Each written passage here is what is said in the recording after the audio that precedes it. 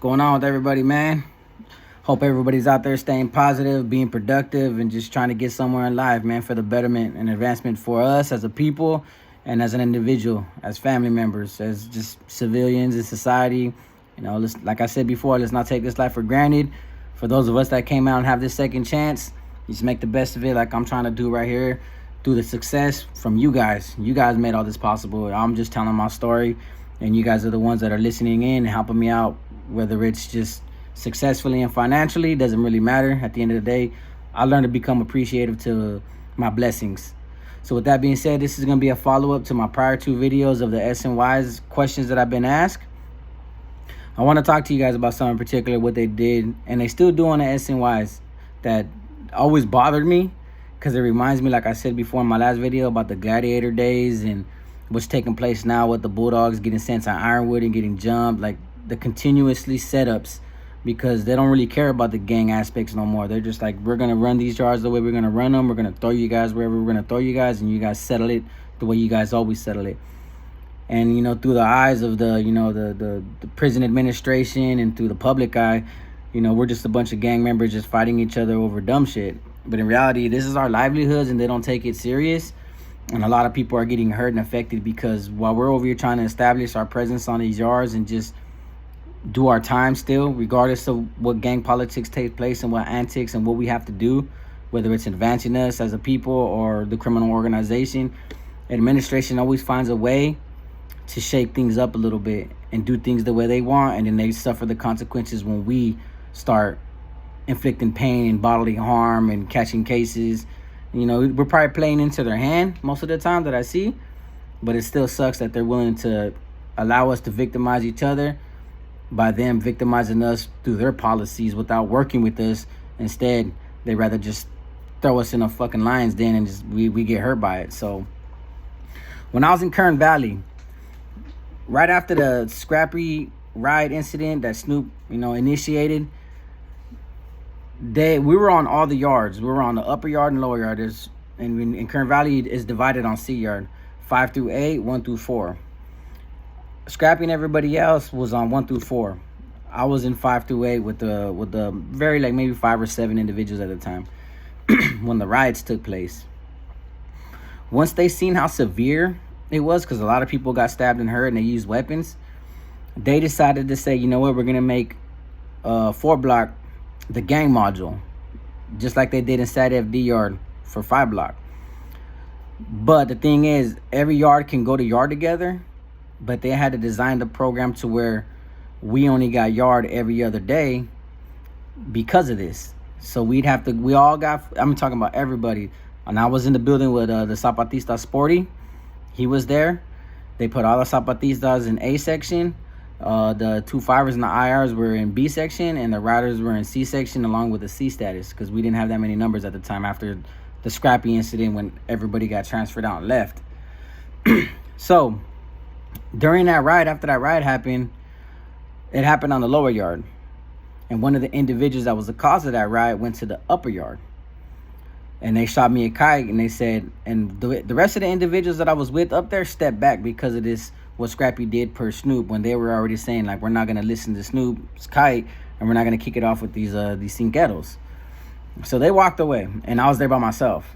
And I got a kite saying, hey, bro, you need to knock this dude down. He's a cinquero. He was a native, so he was real rich, but he left with a big debt. And I was like, all right, I could do that. So they placed all 1 through 4 on lockdown because that's where the riot took place, and 5 through 8 programmed. And it just so happened that individual landed in my block in B section on the bottom tier, and I was in C section with the ex-Sureño that was from East LA, who was in there for murder for hire. I think he killed somebody for the cartel for like 10 bands, and he got caught like not even a week later.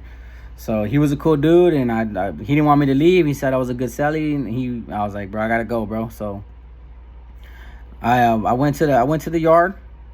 I waited to the end of the yard so I can find out where he was doing, because he kept kicking it under the prison tower right next to the cops. He would not move from that area. And I was like, I'm not going to rush no dude right by no cop and just have like 3 seconds to fight him.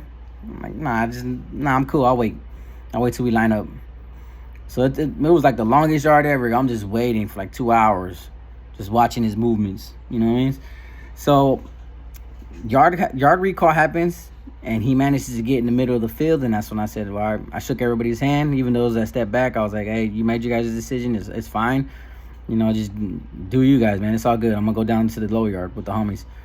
And I went up to him, and as soon as he see me walking up, he threw his hands up. He's like, hey, bro, I ain't a 2-5 no more. And then I just started punching him. He didn't even fight back. We started fighting, and I dropped him, and then the cops ran because they already knew he had that coming. So we just got down real quick. He wound up going to the hole, leaving the yard, and they transferred me to the little yard to the SDG module. And it was just gang related. I mean, everybody was a gang affiliated individual.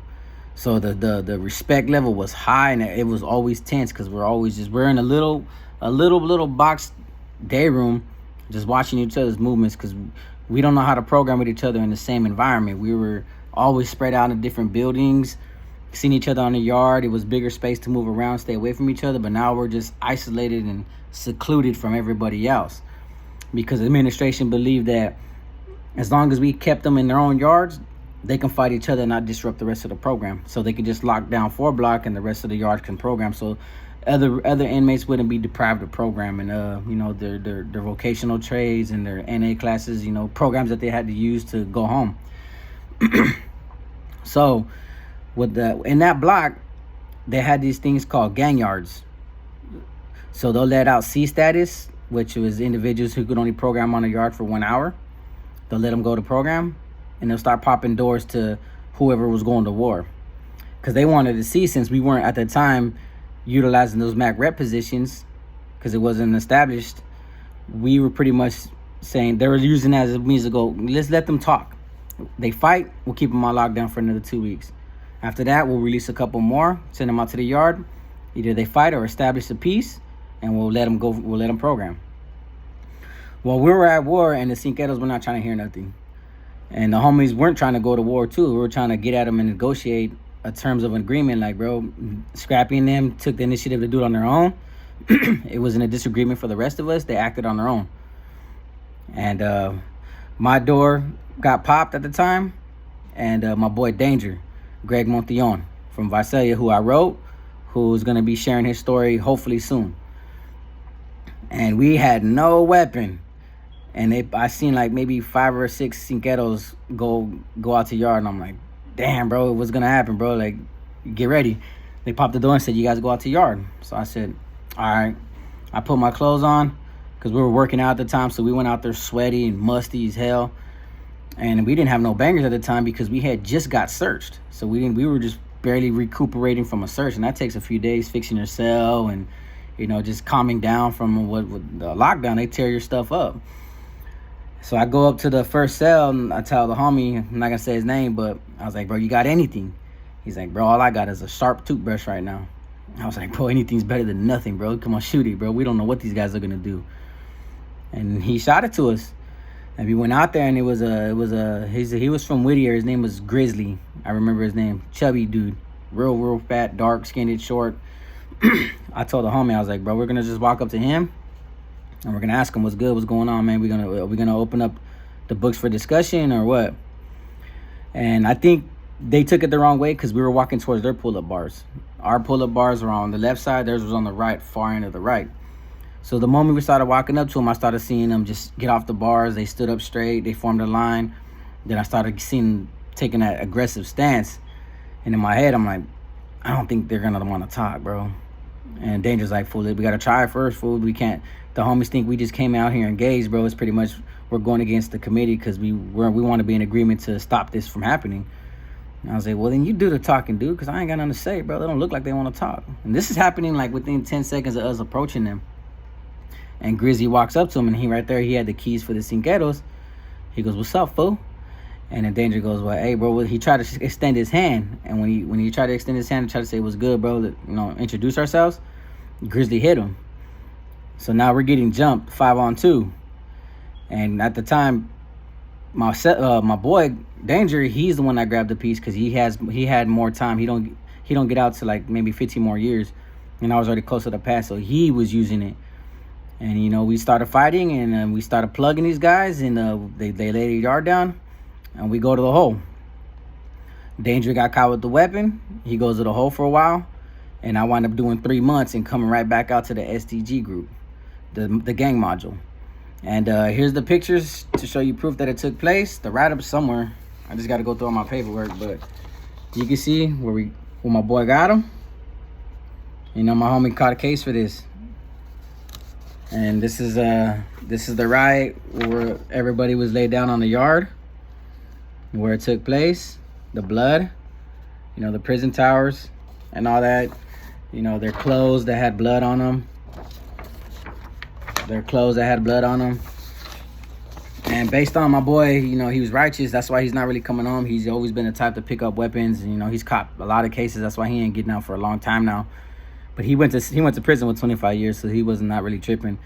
He took the blame for it, and I wound up getting participation in the riot along with the Cinqueros. And the individuals that got stabbed, they left. So when we came back, the Cinqueros, I think they realized that, you know, it's getting serious now. It's severe. And we wind up squashing it afterwards. But my point is that this takes place in Tehachapi as well. They call them gang meetings, but really they're like pretty much like gladiator setups. We're either gonna fight or we're gonna call a peace. We're gonna call a truce. And it's a manipulation tactic, but administration, we play into that hand because we ain't got no other options to negotiate. Sometimes kites can be passed around, and oftentimes if the MAC reps are on lockdown because of STG related incidents, we have to utilize non-affiliate factions to do it. And sometimes they don't want to pass it. They're just like, nah, I'd rather stay away from that, bro. I don't know what that is. Things are hot right now. Porters will be like, it's hot right now, I can't pass it. So we get stuck in a rut where we're like, well, we just have to wait and see now. So half our minds like we're gonna go to war, half our minds like, man, we got to figure out a peace treaty to stop the violence, so that way we can start programming, get back to our usual programs. Because you got homies that have parole eligibility cases, and being on lockdown is getting them denied to finish these classes. And how are we supposed to get home if we're gonna continuously fight? That's why I say, like, the violence, a lot of the violence that I've seen in prison is stuff that we're fighting about that shouldn't even be fought over, or it's just some irrelevant nonsense because everybody wants to be the big man on the yard, or everybody's so stuck in their ways and being stubborn that we just forget the bigger aspect. Like, we all came to the SNY side to try to make it home. Whether we joined a gang or a movement, doesn't matter. We're still programming in a sense that the primary goal is to go home. But it sucks that administration, you know, they played a little puppet mastery thing on the side.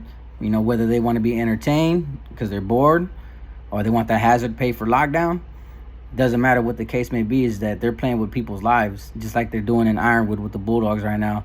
How they just grab 5 Bulldogs and send them over there with the Norteños or with the Sureños, and they're getting jumped and they're getting victimized and they're getting hospitalized. I got people on Facebook hitting me up like, look, bro, we just want to let you know what's going on, if you could talk about it. And I have a homie at work that's talking to me about it, and I'm trying to get in touch with the individual who's there right now. He's basically saying that the setups are still happening. We're just getting placed on these yards and we're not having to fight for our lives. Now we don't even fight for these yards no more. We're just fighting for our lives because people don't want us around.